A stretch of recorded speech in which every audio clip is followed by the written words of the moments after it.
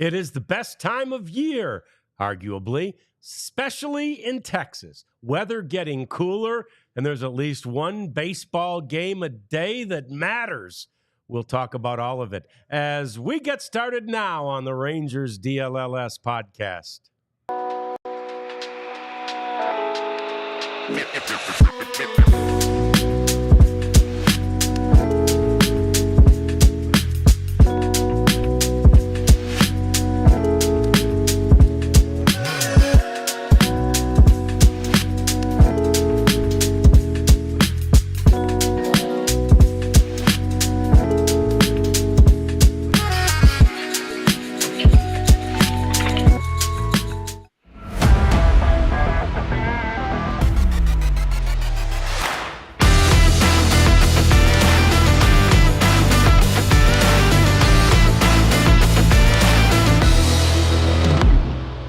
We had all been looking so forward to Shohei Ohtani in his first playoff experience, and maybe in that first series, it wasn't that great, but he sure has begun to deliver in the ALCS. Hi there. Welcome into the Rangers DLLS podcast. Lots coming up about your favorite team and lots coming up about your favorite sport. It is baseball that we talk here. BC, we see you there, and we appreciate you. Chat along with BC and us, and BC's a big Dodgers fan. John Radigan here, Jeff Wilson there, Rads and J-Dub with the Prophet over here, and Abby joining us from Sweet Home, Alabama. There's Abby Jones. How you doing, Abs?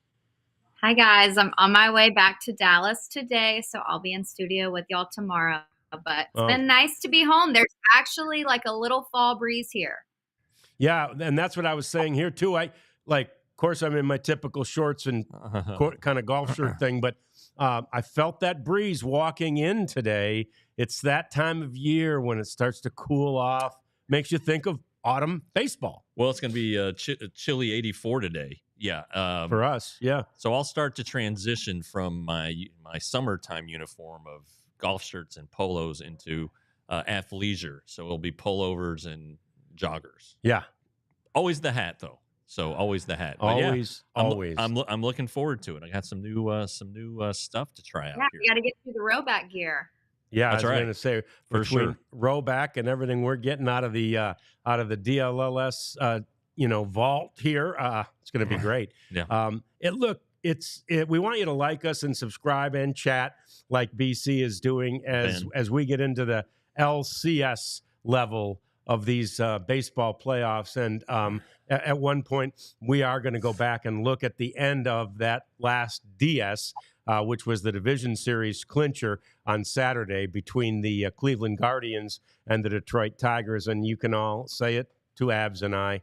Wah, wah. I'll handle that segment. Thank you. If you guys don't want to talk about it, we'll be tearing up a little bit. But the NLCS got started last night, and Abs, it was a great start. If you're BC and you're a Dodgers fan, it was a great start. Yeah, it was. And if you look at what the Mets have done in the past 10 days, I mean, it's been a pretty insane run. They clinched a playoff spot in a makeup doubleheader in Atlanta. Then they won a winner-take-all wild card series. And then they knocked out rivals in the NLDS and caused an upset over the Phillies. So that's a lot to do in 10 days. They got this 3-day rest period. We've talked about rest or rust. Maybe it's, kind of catching up with them a little bit, but they did not show up to Los Angeles last night. No doubt about that. It's a tough pitching assignment for the Mets. I really, everybody was surprised when they started Senga in the division series, and because he'd been injured and he hadn't pitched but one start this year. Right. He had a shoulder issue, I think, before the season. I think it was, yep. Then he comes back and pitches great, and he tears a calf muscle. So then he's out the rest of the year. So he's made one start all year, 6 innings. And so then they throw him into the division series. He pitches okay. But last night he looked like a guy who'd only made one regular season start. His command wasn't there. And so he only lasted 1 out into the second inning, I believe. And by that time it was 3-0. And it was just kind of, John, you and I were talking about this. It was like just a systematic dismantling Yes. of the Mets by the Dodgers. They got key hits with Max Muncy from Keller getting the things going in the first. That was a huge hit because Mookie Betts didn't score or try to score on a sacrifice fly or a fly ball by Will Smith that was not a sacrifice fly, but it was kind of surprising. And so then there's 2 outs, and you're thinking, geez, Senga, who's just walked a bunch of guys, is going to get out of it.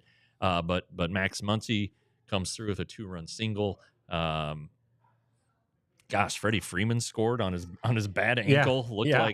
Looked like a 95-year-old going around the bases, just hobbling and ouch. And they just kept it going. They just kept pouring it on. Ohtani hit the ball hard a couple times, almost knocked down the right field wall once, I thought. And then, God, they keep pitching so well. That's the thing. So that's definitely the lead of the game and of the last 3 games, 3+ for the Dodgers, who are at 33 innings without allowing a run. It ties the 1966 Baltimore Orioles, who had a young 20-year-old who would go on to become a Hall of Famer. Perhaps you've heard of Jim Palmer, and that great pitching rotation in the late 60s for the Orioles. They went 33 innings without allowing a run in the postseason. It's just an amazing run that this, especially when you consider all of the pitchers that are injured in the Dodgers organization right now. Obviously, you're talking about Clayton Kershaw. You're talking about Tyler Glass now. I mean, you're talking about some great pitchers that aren't available, and they've still gone 33 straight without allowing a run. Yeah, and, the Orioles did that in the 66 World Series against the Dodgers. Right. So, that was Sandy Koufax's last season. But anyway, nice little full circle. I don't know what it is. Tidbit, yeah. But Flaherty, he was going to be coming up through the Cardinals system. He was going to be the next great Cardinals homegrown pitching talent, and he had a couple nice seasons. Last year, he really struggled. Although he pitched he didn't pitch well. He pitched 6 scoreless innings against the Rangers in a 1-0 game. He was walking guys all over the place, and when the trade deadline arrived, it was clear that the Cardinals were going to trade him and Montgomery, and the Rangers, had a choice, Flaherty or Montgomery, and just seeing the way Flaherty had been pitching, and maybe a little inside information from the old Cardinals pitching coach, Mike Maddox, they went with Montgomery. It worked out very well. Flaherty, I think, ended up going to the Orioles, if I'm not mistaken. Did. That's right. Then he started this year with the Tigers. Yep. Then they traded him at the deadline, and he was really one of the Dodgers' best pitchers down the stretch. And then what he did last night, 7 scoreless. God, I think I saw a stat. It was the first time a Dodgers pitcher, a starter, had seen the 6th inning since like 2021 in a playoff postseason game. Really? Kershaw in 2022. Anyway, he ends up going 7 scoreless, obviously. The team he grew up watching, Burbank is where he's from. That's 10 miles up the road from Dodger Stadium. Probably take you an hour and a half to get there. But so a nice story. It's a nice story. It's a wonderful story, and Abs, you'll love this. He grew up there. He had like little league teammates in the stands, the guys he had grown up with, and you more than anyone appreciate the humanity of these men, right? Because they all were little boys at one point in their lives, and they're just regular guys, as you know so well from your dad. So we saw this from Jack's mom on Twitter yesterday, and I just thought that, they're and here's why you'll really like it, Abs. That year, 1997. Oh boy. I love that. Did you know he was adopted, Rads? What's that? I did. And that's the thing I love. That's a great point. That's the thing I love as an adoptive parent. I love the fact that is another example of what a gift from God adoption is. I know it is for his parents, and I know it is for me. So, I think that's just beautiful. I love that little picture. I love the heartwarming story of a guy coming home and then getting an opportunity in game 1 of an LCS. That's fantastic. And he dominated. You know, me and my dad had fun watching this. Like you said, Jack was a part of the Tigers organization this season. So, you know, we were just talking about his year, really, and for him to go out and do what he did. I mean, he held the Mets to hitting, I think, like 103 last night. It was insane. And of course, you know, he had some help. But the thing about the Mets is they've scored majority of their runs this postseason on relievers. I will say the Dodgers bullpen is fantastic. You know, they've got a pretty decent group of guys back there. And so for the Dodgers, if they can lock down the discipline of the bullpen and getting through the last few innings clean, like it's a bullpen game today, and it's going to be very telling of this series. I think the series is honestly kind of going to be a runaway, maybe both Dodgers and the Yankees, which I know we're going to get into. But this bullpen has been really key for the Dodgers if they can keep it consistent and just keep it scoreless. I mean, this game's going to be over before we even know it. Yeah, there's no doubt, and we'll get to that preview in just a second. One thing to finish up about last night's game, Jeff, the kind of thing we started with was the Shohei Ohtani. He just looked like Shohei Ohtani yesterday, and I'm not sure we really saw him break out in that first playoff series. You know, his first at-bat of his playoff career, he had a 3-run homer. Yeah. Right. And really that was after the Dodgers had a big, or the Padres had a big inning. Yeah. So the home run let the Dodgers kind of catch their breath. It really did. You know, you're looking at 3-0 of your first playoff game with all this disappointing playoff history against a hot team with a great bullpen. Yeah. Against a guy who, you know, Dylan Cease, a former Cy Young runner-up, and threw a no-hitter earlier in the year. Yeah. You know, and to hit that home run, it kind of let the Dodgers kind of exhale a little bit, I think. And then, but yeah, I mean, you know, everybody wants to see this guy do great. Yeah. You know, he had a historic, maybe one of the best regular seasons ever, depending on who you ask. And for him to hit those, he hit 2 balls really, really hard. I thought that first one, the first run, the run he drove in, the RBI single he had, I thought it was going out. I mean, it went off the wall, and like I think it went off the wall, and dang near knocked the wall down. Yeah. If he'd hit it a little higher, but this guy is who everybody wants to see, and so yeah, it's good. It's good to see him perform. Although you know he was the Dodgers' first out of the game against Senga. So there's something I don't know. Yu Darvish had no problem with him. That's the thing. There might be some secrets there. I swear. I mean, he idolized you, and in both those games, I think he might have had 1 hit and 6 at bats against Darvish in that previous series. He's got a little thing to get over there, but he was 2 for 4 with a walk. And afterwards, you know, we've all said it. We've heard many of the pundits say it, but afterwards, one of his own teammates, Gavin Lux, was saying in the clubhouse after the game, he's the best player on the planet. And it's obviously a certain amount of high praise for many of us. It means even more, I'm sure, coming from one of your teammates. Well, they get to see him every day. Yeah. And go ahead, Abby. Sorry, Rads, what'd you say? Must have lost connection. We're just talking about, you know, his peers, Ohtani's peers, saying how great he is. Gavin Lux said he's the best player on the planet, you know? Right. No, I mean, it's no doubt there, but I was going to point out something with Dave Roberts, actually. You know, with him to make it to this round, he felt like he was in a little bit of the hot seat just with the past postseason history, you know, not really making it past the NLDS for the last 3 years. So he actually felt a lot of the pressure, and, you know, he slightly felt like his job was maybe at hand if they didn't make it towards the next round, which is kind of absurd because he's, you know, if you look at his numbers, he won in 2020. I mean, he's won like 8 of 9 divisions that he's been in since he's been there. So for him to even feel that pressure is a little bit insane. And I was just going to make that point because, you know, when we circled back Friday, he was second best in Major League as a manager in winner-take-all situations. That is another element there with the Dodgers that we didn't get to speak on. It's interesting because he was in a similar position in 20.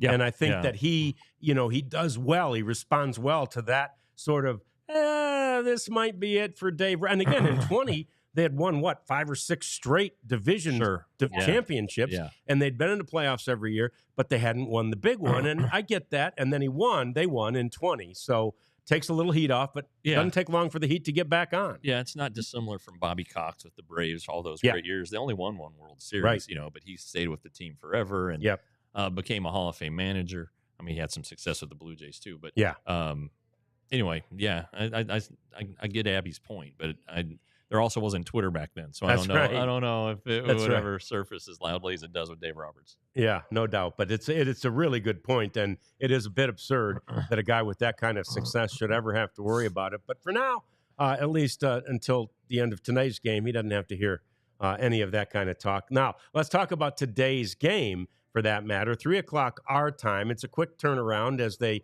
will then take a day off tomorrow and travel cross coast back to New York. But the pitching matchup is very interesting. Abs alluded to it. It is another TBD for the Los Angeles Dodgers. And if you're running TBD out there for the Los Angeles Dodgers, that means, Jeff, it's a bullpen day, and that means that it could be chaos like the Detroit Tigers were doing. And you might have to run through a whole lot of arms, and probably it's a really good thing they only needed Flaherty and 2 others yesterday. Yeah, Ryan Brazier is going to start for the Dodgers. He was a big bullpen guy last offseason that a lot of teams, including the Rangers, wanted, but he ended up going with the Dodgers. And then Sean Manaea, a lefty, which could be a little trickier for Ohtani and Freddie Freeman, but we'll have to find that one out here. We can talk about it here in a minute. Yep, no doubt about it. We've got more coming as we continue to get you set for that series.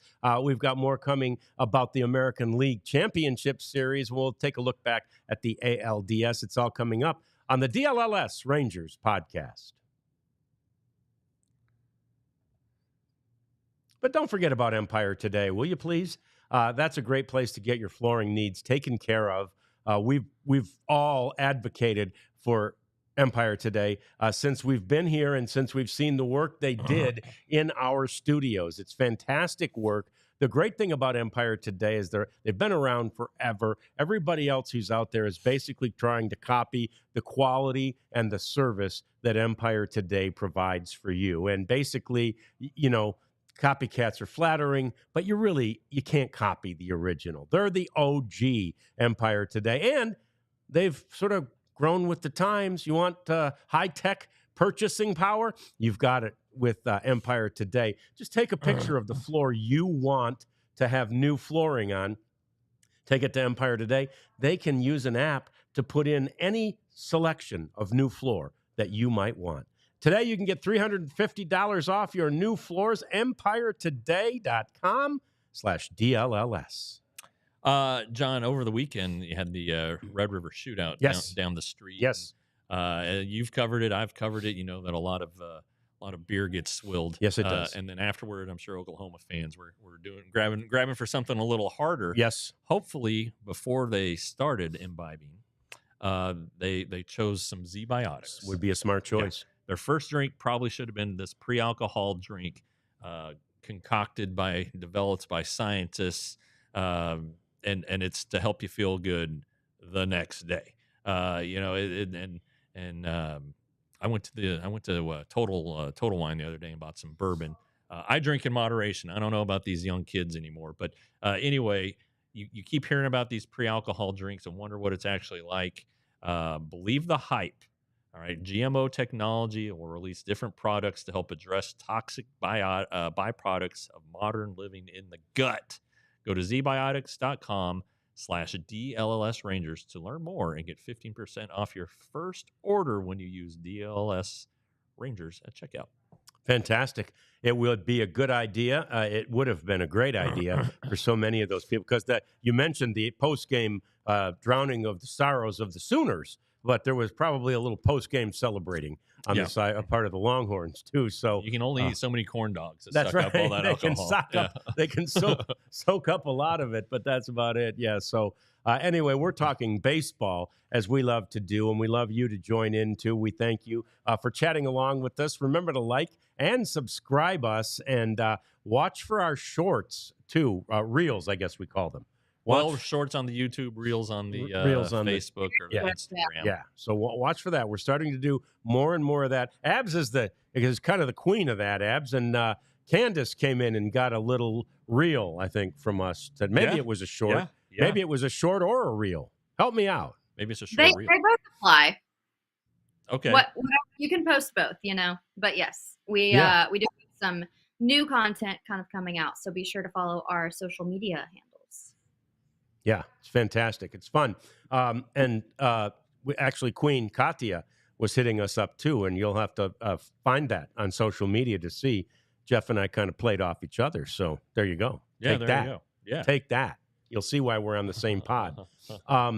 So yeah, let's just finish up these thoughts about a preview for Game 2, Abs, with the bullpen day, the TBD, and we know what Sean Manaea can do. We know what he's done, but the Dodgers, they obviously they won in dominant fashion. But if the Mets win Game 2 with a starter as opposed to a bullpen day, they've done everything they hope they could possibly accomplish in Los Angeles for the first 2 games, and that is basically steal home field advantage back. Yeah, no, a split is going to be so important for this Mets team. And, you're hoping that the Dodgers bullpen game today doesn't work out as well as it did in the NLDS, because that was almost a perfect game in a way. There were 9 scoreless innings and, a lot of 8 pitchers from the bullpen in there. And I do just want to shout out Will Smith for this, because what a difficult task for him. He said, I'm the one kind of calling the pitches, calling the game, but at the end of the day, they have to execute it. I'm really proud of what this team's done and how they've been able to handle just a bullpen situation. Rads, you mentioned you don't love the pitching chaos except when it's the Detroit Tigers, but the Dodgers do have a pretty decent, success rate with this. Like I mentioned, they've won 17 out of 25 bullpen games since 2022. And if the Dodgers can win this game today, the stats say that teams that go up 2-0 have an 84% chance of winning the whole series. So that would kind of be taking the momentum completely off under the Mets. I will say, it is the Mets ace today on the mound, but he historically does not have a great career against the Dodgers. He is 1-5 with a 7 ERA in 11 appearances, but he's excited for the challenge today. He said, I want to prove that I'm a different pitcher at this point in my career than those before. He's been working with a little bit of a different arm slot since late July, and he's improved his ERA. It was 3.2 to finish out the season, but it's a 2.2 heading into postseason. Lefties historically were getting a lot of success off of him in the regular season. He's working on that a little bit more. He's holding guys a little bit down. So you're seeing Manaea, update some mechanics and work on things in real time too. I'm really excited for today. There's a lot that's going to work in the favor of the Mets with their start and their ace on the mound, but then same way, pitching chaos works with the bullpen and the Dodgers. And this game is really, really important. No doubt. Yeah, Manaea, if he is doing better against lefties, that's Ohtani, Freddie Freeman. Yeah. I got numbers for you. Max Muncy. Gavin Lux. So it really kind of helps neutralize those guys.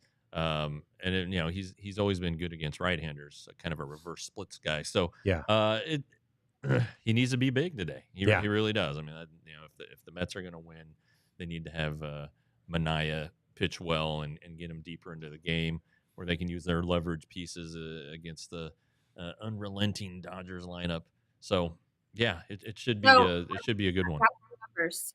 Against lefties in the regular season, they were hitting 248, and then righties 190. But in his last 11 starts, they're hitting 230. So it is a little bit of an improvement this season and end of the regular season as well. Yeah, for sure. Yeah, absolutely. That's something they'll try to continue. He'll try to continue, and the Mets will try to build on, no doubt about that. All right, Abs, well, I guess we've delayed long enough. We got to go back to Saturday and talk about our beloved Tigers who, that game, it just seemed like it was going to be the game. You've got Tarek Skubal on the mound, and it's low scoring. The Tigers got the first run. I'm up out of my chair cheering because normally 1-0, 1 run's enough, and it looked like Tigers Cool. felt that in the dugout too, right? Like it seemed like everybody in the dugout was, we got to run, we're going to win, Yeah. and it just it derailed. But man, what a game!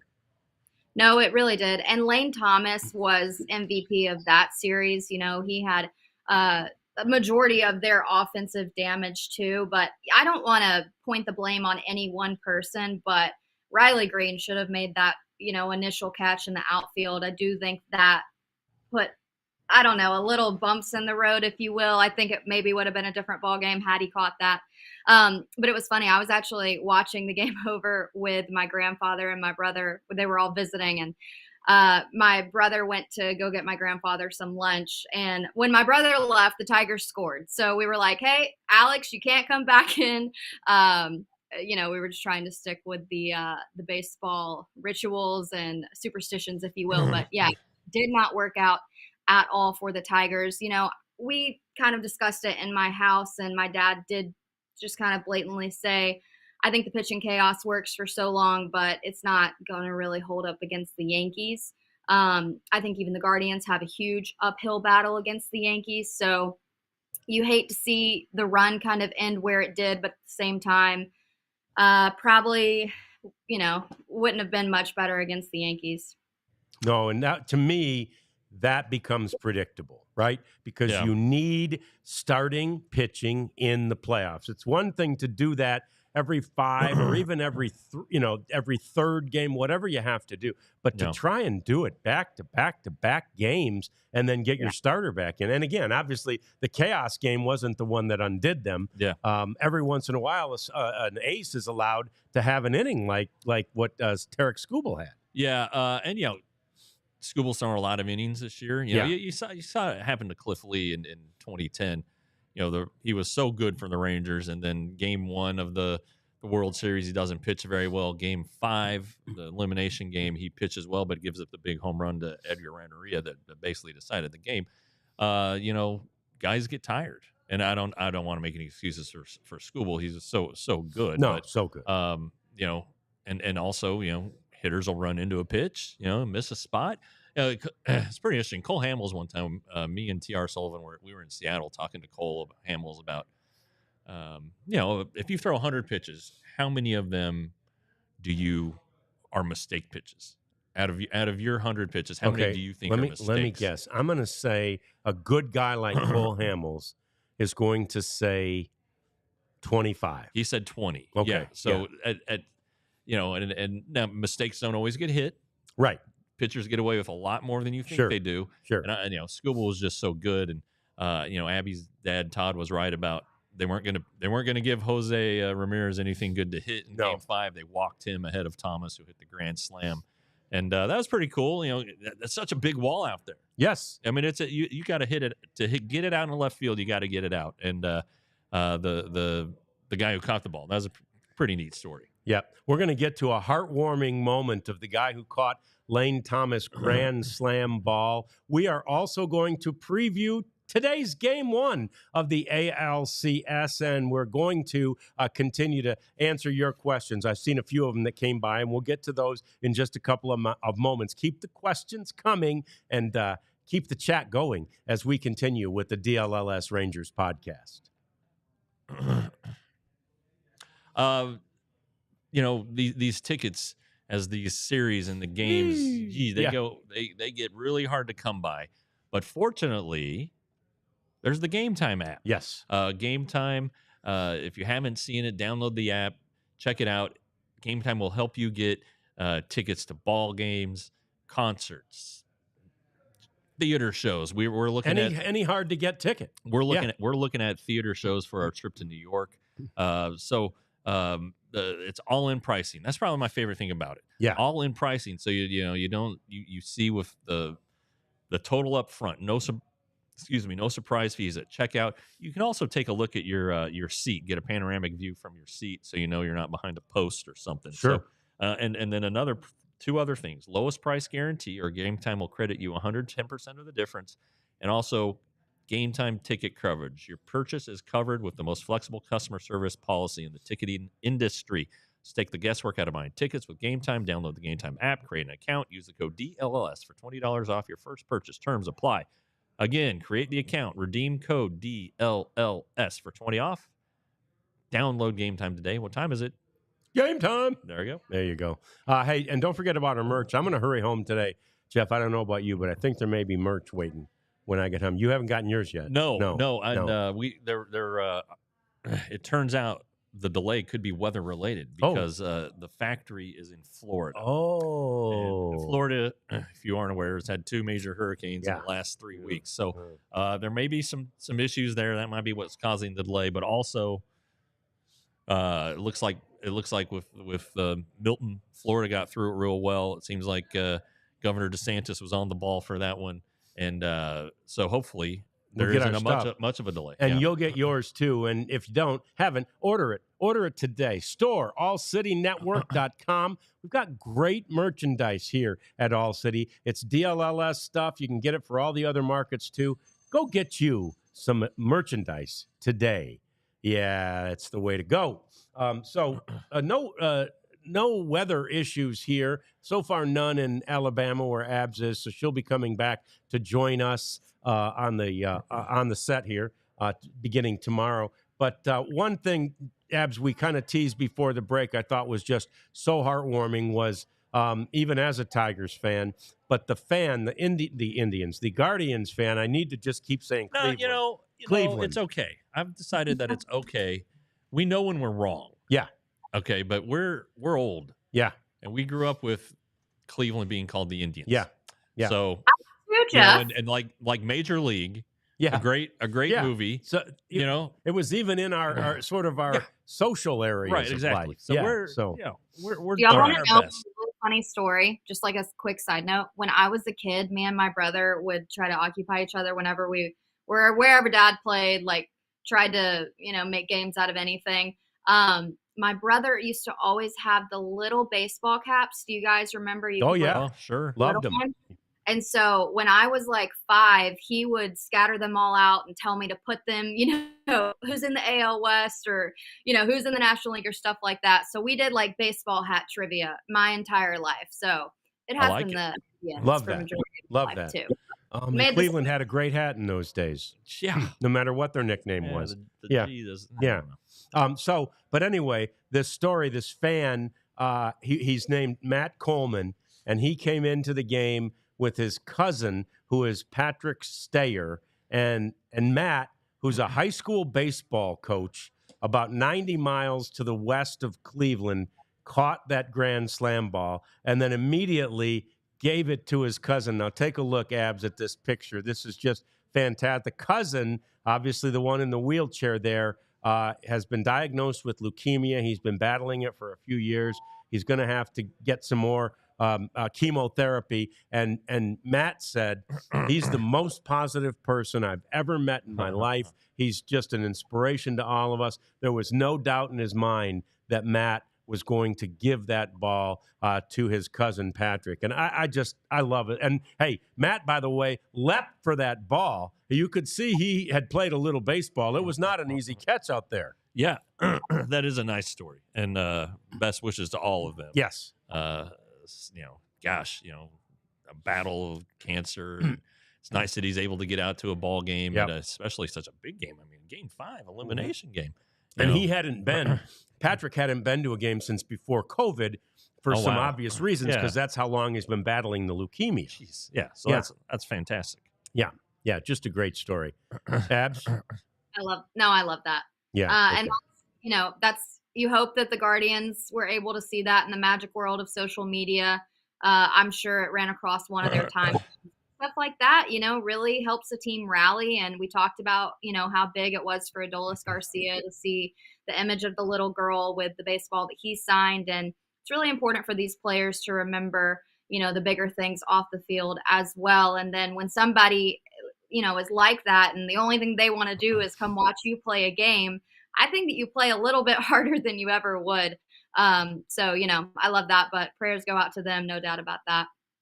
Looks like Ben got his Skyline shirt, by the way. Yeah.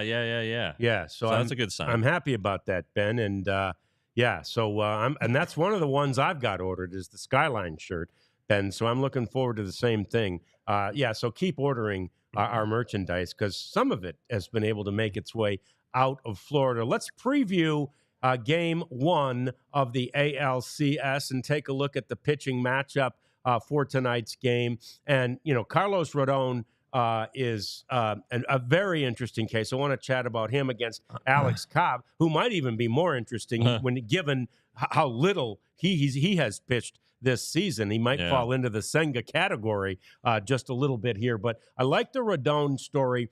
A guy who in the last series against Kansas City, he was shutting them down early, and he off the mound. He was so fired up, and there were some Royals players on after the Royals came back to win the game in which he pitched, and there were some players on social media going, might have been celebrating a little bit too early.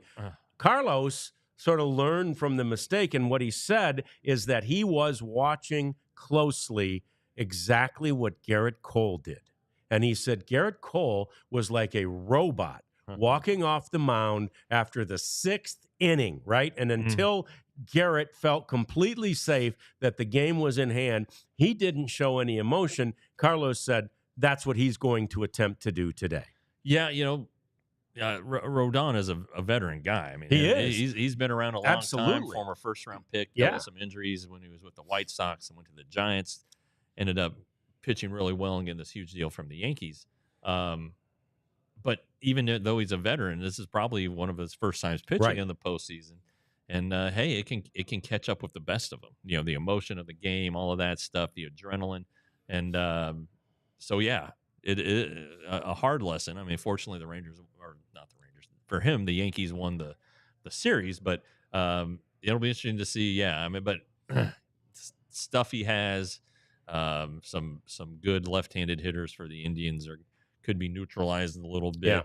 Although I think you want Jose Ramirez batting left-handed. Honestly, I think he's a little bit better right-handed. But nevertheless, I wonder if them seeing Skubal in their last game will give them a little bit of a comfort factor, seeing another lefty who can throw hard with good stuff. So I think that's something to consider. You mentioned the weather. Weather's going to start being a factor in New York, especially in this series. New York, it's okay today, but it's going to be in the 40s tonight. Cleveland right now, it's 35 degrees. Oh, geez. So, when the series gets back, it looks like it's going to be a little bit warmer, but still, it's hard to hit when it's cold. Nobody likes it. And if you have power stuff on your pitching staff, if you can throw Garrett Cole at Progressive Field on a chilly night, Guardians hitters are going to have their hands full, and but vice versa too. If it gets late and Clase comes into the game, that's really gonna leave a mark. 102 on your fingers. Yeah, that's no fun. Abs, I know you've got some stuff on the pitching tonight. Yeah, I was talking to my dad about it, and Yankee Stadium. If you're a baseball player and you grew up watching baseball, that's one place that you want to play at in October. I mean, that's such a hostile environment. We've talked about other places, but from what my dad says, it's almost like this doesn't compare. He said the toughest thing to do as, somebody that's on the opposing side is just get through the first few innings because everyone at Yankee Stadium is just on their feet. They're so loud. If you can make it through that first few innings, they're just such an engaged crowd. Alex Cobb did kind of talk about the noise. He hasn't played a ton this year, so it'll be interesting to see. But Carlos, I mean, Jeff said, doesn't have a ton of experience in the postseason. The experience that he does have, it's not too hot. He's 0 for 2 and 11 ERA. So you really expect the Yankees, one of the better guys to have a little bit better of a start. But it's to the point of, act like you've been there before as well. My dad was also saying he looked like a reliever, in the first inning or second, coming out of the game, pumping his fist, and then didn't even make it that far. So you want him, just as a professional to just have a little bit calm, be a little bit more poised and make it through your start, give your team a good position to be in. He was a part of the only game that the Yankees did lose. So that will be interesting today. But Alex Cobb, he's definitely got, his matchup here. He's pitched quite a lot at Yankee Stadium, 48 innings. Let's see, he's 2 for 3 and 8 starts with a 3.5 ERA at Yankee Stadium. So that familiarity will help him. But interesting one again today. Another stat that I found that I thought was pretty interesting was with Rodon.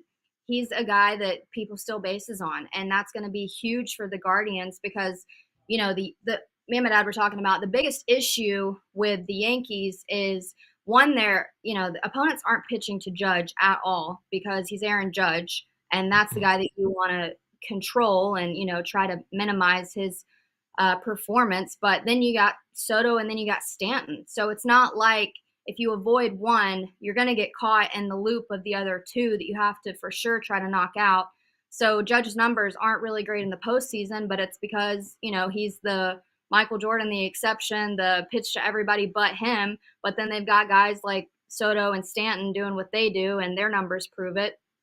I will say with Guardians, you know, they've got Jose Ramirez, who is their superstar, and that's a guy that, you know, they're going to want to try to get off of. But if the Guardians have Jose Ramirez, Steven Kwan, and then if they're able to make some moves on the base paths, that's going to be huge for them because Carlos Rodon, he's easy to steal on. I mean, the stat that I found here is opponents are 2 for 26 in steal attempts, and Guardians have stolen 91 bases against left-handed pitchers. That's third most in the big league. So if the Guardians play smart, there is a little bit of an advantage they can take today with a starting pitcher on the mound. You know, the Cobb story, they traded for him while he was injured, right?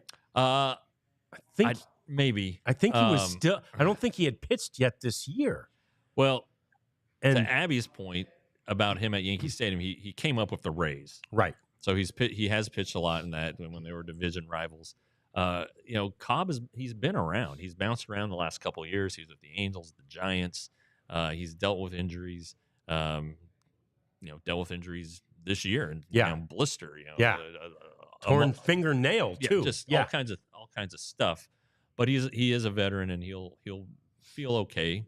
You know, he won't be intimidated. Well, he's certainly not worn down. Right, he's fresh. He's fresh. Yeah, absolutely. Kind of like Garrett Cole, who missed the first 4 months. He's fresh too. That said, Garrett Cole has pitched. Right.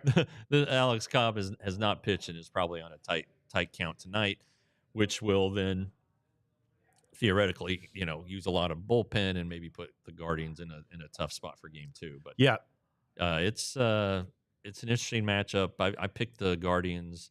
When you were on vacation, I picked the Guardians to go all the way to win the AL pennant. Okay, wow. You know, I just like their bullpen. I just, you know, if good. Things break the right way, they're going to be tough to beat. Yep, it's good. There's no doubt about that. I was 10 degrees off on the it's temperature. 45. Yeah, it's not 35 seemed a little low. Yeah. Especially since a week ago I was in Detroit and it was 80. Well, but it's like rainy and crappy. Okay. Yeah. You know. 45 and rainy is pretty cold. Yeah. And Abs, to your point about those fans at Yankee Stadium, so right field is notorious. The fans in right field are the ones, right? I mean, those are the ones that get everybody. And so, I bet you could probably find every fan base and every team with whom those fans have a bad relationship, but they don't like the Guardians. Back in 2022, Miles Straw, who was with them then, called the Yankees fans the worst fans on the planet, right? And they began to, those fans in right field began to pelt the outfielders with bottles. Proving his point, maybe. Exactly, proving his point.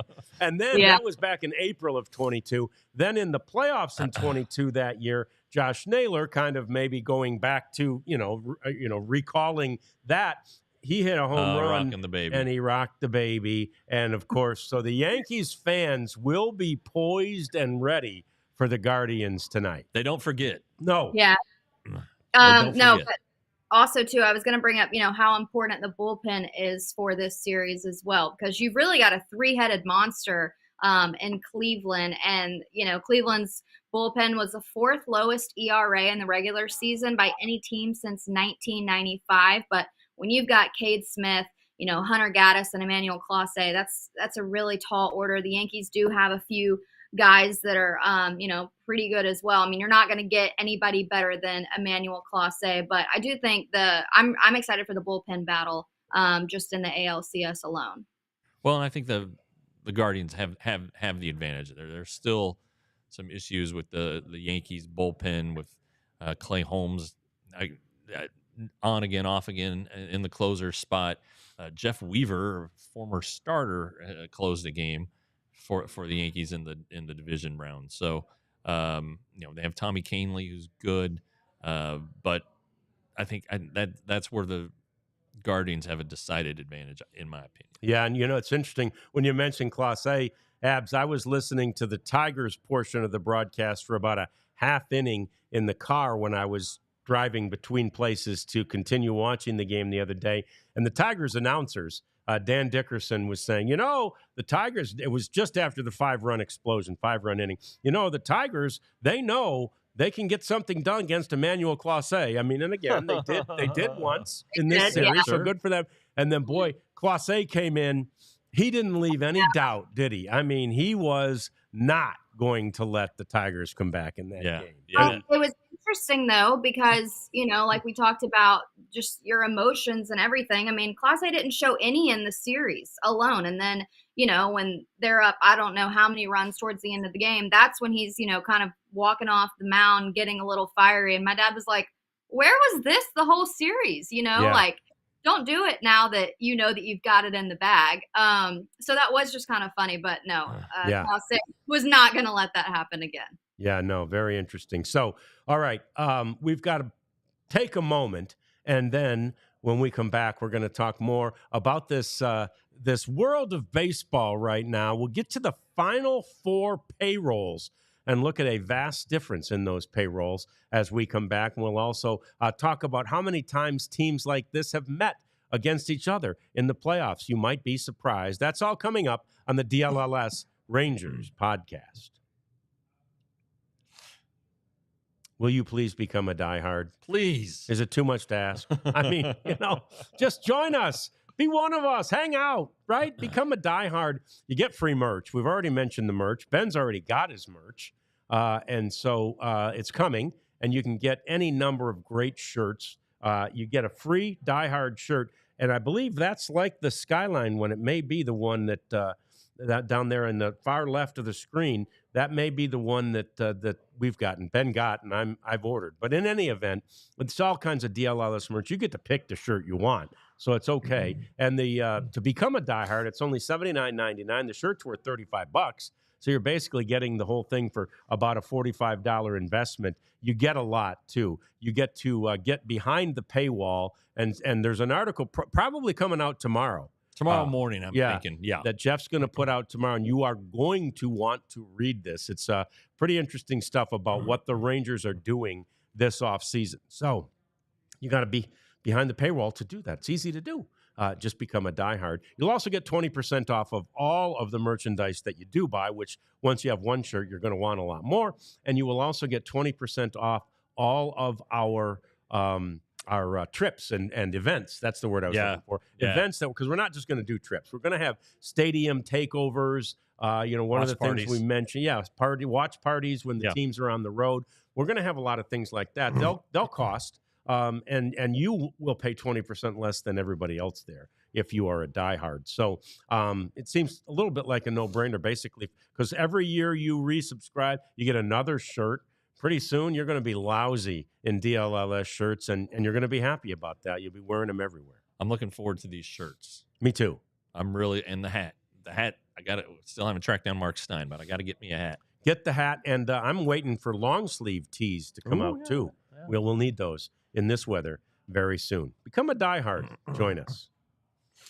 All right. So, and we appreciate everybody, joining us in the chat and continue to do that and continue to like and subscribe to us. But one of the things we want to get to now is these payrolls, the final 4 payrolls in this, ALCS, NLCS level of this deal. Take a look at the numbers. It probably won't surprise you, but the Mets are number 1 in payroll. The Yankees are number 2. The Dodgers are number 3. The Guardians check in at $109 million. I think that's as low as 23rd in Major League Baseball. Yeah. And that's amazing. And again, if the Tigers had won that Game 5, Todd, Abby's dad was just telling us they're at like $95 million total payroll for the year. So they would have maybe been, last or second to the last, right? Yeah, but and then their playoff roster was like 19 million. Yeah. But that is total payroll for the season that we showed there. But it's fun. I think, Abs, we often see that the teams that outspend everybody aren't necessarily the ones that make it. This year, obviously, that has happened with the top three spenders. Yeah, I mean, just because you spend the money doesn't mean that the pieces are going to, mesh and work as well as you want them to. And I think everyone knows the ideal matchup that media and MLB as a whole wants to see in the World Series. If I need to say it, it's the Yankees and the Dodgers. I mean, to have Aaron Judge against Shohei Ohtani, I mean, that's prime time baseball. It's actually hilarious because I think my dad noticed the 3 batters away from Shohei Ohtani last night. Kind of thought it was a joke. That, yeah. Yeah, but he was like, "Is this for real?" And I'm like, "Oh yeah, it's what they have to do these days." But no, I mean, I think the money goes into the viewership as well because this year was the best performance for an entire division series round since 2017. 3.5 million average viewers. That's a 14% increase of last year. So I think we kind of, joked around. This is one of the best division series that we've seen in playoffs in quite some time, but I think everyone else kind of thinks so too. And, the ALCS, NLCS is going to get chippy. The World Series, if it is that Yankees-Dodgers matchup, I mean, that's going to be a World Series of a lifetime. I mean, the joke is like, it'll feed families. Like, it really, truly will. That's going to shatter every number and expectation of, World Series coverage. It will, and it's great to see that. It really is. It's great to see not only fans appreciate baseball as much as they do, but look, let's face it. I mean, there were obviously some quote unquote smaller market teams among those people that were consuming those DLS games. I mean, obviously the Kansas City market is small. The Detroit market is fairly small. There were plenty of teams. I mean, obviously you get the Mets, the Yankees, the Dodgers in there. You're going to have some big markets watching, but it was nationwide. Yeah, I mean, it's almost like David and Goliath a little bit. I think, yes, people do love to see Juan Soto, Aaron Judge, Giancarlo Stanton, like, of course. But then, hey, I also want to see the guy that I have to Google because I've never heard of him. And he just dominated in the postseason. Like it is kind of funny on one hand. There was one starting pitcher that we were like, yeah, we didn't really know who he was before he started. And then he went 7 scoreless and we were like, all right, guess he's pretty good. Like, I think it's just the perfect balance of like, the Rockefellers and who you expect to see. But at the same time, it's like everyone loves an underdog. Who the heck are these guys? In the case of like the Tigers and the Guardians, they're also, I don't know if you call it delusional, but the aura that they had, the confidence in themselves, like people love to see that. Chip on their shoulder. Yes. They know who they are. Yeah. But if you look at historically the World Series winners since Payrolls started to take off, there aren't many small market teams in there. That's right. No, the Rangers last year, this is a pretty big market. They had a huge payroll. And I think they're 4th in payroll this year, Ben said, which I haven't looked at all the numbers, but yeah. But, okay, so Rangers, Astros, Braves, Dodgers, Nationals, Red Sox, Astros, Asterix, Cubs, and then the Royals in 2015 are small market. Yeah, they are. In 11. Not that Rangers fans need to be reminded about that, but 11 and 6. Tigers fans don't need to be reminded about that one either, by the way. But and then 6. The World Series runner-up, the Diamondbacks, Phoenix, they've spent more this year. Yeah. I mean, Phoenix is huge. Jesus, we've been there. Oh my gosh! And it grows every year. Yeah, I don't want to hear about Arizona being a small market team. No. Tampa Bay, in 20, of course.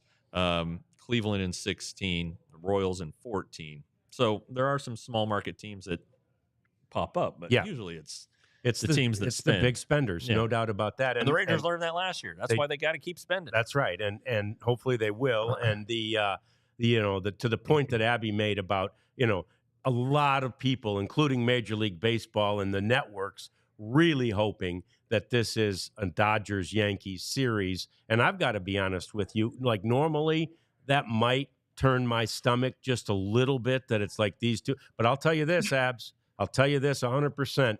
I will take Dodgers-Yankees every time over a Subway series. Stop it. I don't want to see the Mets and the Yankees. I was going to bring that up, Rads. I was going to say, but there is a potential Subway series as well. I don't want it. Oh, Rads. That just drives me crazy. That's only one, part of the country that gets to enjoy the thing. I want to spread it out. We got Dodgers and Yankees fans everywhere. Let's just spread it out. But it could, and I know it could be a Subway series. And somehow, I don't know, it just feels like that would feed to New York's whole superiority complex. Like, we held off and, we had both teams in the World Series this year. What about yous guys? What did yous guys do? I don't need it. I want the Dodgers. I mean, history, the Yankees and the Dodgers have faced each other the most in the postseason. So 11 times, and actually the Yankees and the Guardians next. I don't know if I'm stealing somebody's thunder because I think we were heading this way, but, 7 times, including this season. So, yeah, I mean, it would be a matchup that you've, quote unquote, seen a lot, but just the fact that it's Aaron Judge and Shohei Ohtani, I mean, I don't think it gets better than this. And then you talk about that too, and anything with Shohei Ohtani, I mean, you're bringing in the other half of the world that doesn't even have a pulse on baseball, but they're setting their alarms and waking up in the middle of the night to watch these games. I mean, I think it is just exciting that there's, such a big like cultural pull that makes this World Series international at that point. And then it feels like the Olympics a little bit to me, but no, I think I would love to see it. Yeah. All right. Speaking of Rangers spending, Natalie, our good friend, asked a question a while ago about Nathan Eovaldi. Yeah. What are the chances Nathan Eovaldi returns? That will be part of my story tomorrow, my hard-hitting story. I think he does. I mean, the Rangers want to re-sign him. He wants to be back. There's going to be money for it. So I think that Nathan Eovaldi will return. I do too. And the people I've talked to in the Rangers organization, they want to get it done quickly, right? I don't think they need to know about that piece because it will frame so much of what else they can do. Now, they don't have complete control over getting it done quickly because it depends on how long Nathan Eovaldi wants to entertain offers and that type of thing. Sure. But in their world, they would like to get it done quickly because it does have a huge impact on the rest of the offseason. Yeah, and when they signed him in 22, the agreement was reached, I think, on Christmas Eve. I think it was. It wasn't announced until after the holiday, but I believe I recall it was either the 23rd or 24th that they finally said, "All right, let's do this," and then they didn't introduce him until after New Year's, which is fine. Yeah, but I just think it gets done, and the Rangers have a history of getting deals done early, before the winter meetings. DeGrom was pre-winter meetings. Yep. Yeah, I go back to Joe Nathan. Yeah. Kyle Gibson, more recently, they generally will find the Rangers have been very good about finding guys that are kind of mid-tier starting pitchers if they want to go that way. But Eovaldi's definitely not mid-tier, and they have enough guys like Malley and Gray potentially to, help fill out the rotation. Cody Bradford, but they can still sign Eovaldi and still have some money left. I don't care what their money situation ends up being. They've got the money to do this. Yeah, so they need to. That's right. That's right. Especially with a lot of money coming off the books this year. Yeah. They definitely do have the money to do this. So good question, Natalie. We appreciate it. We appreciate all you chatters. And Abs, we'll be glad to have you back in studio tomorrow. I know. I'm excited. I'm going to be watching the games on my flight.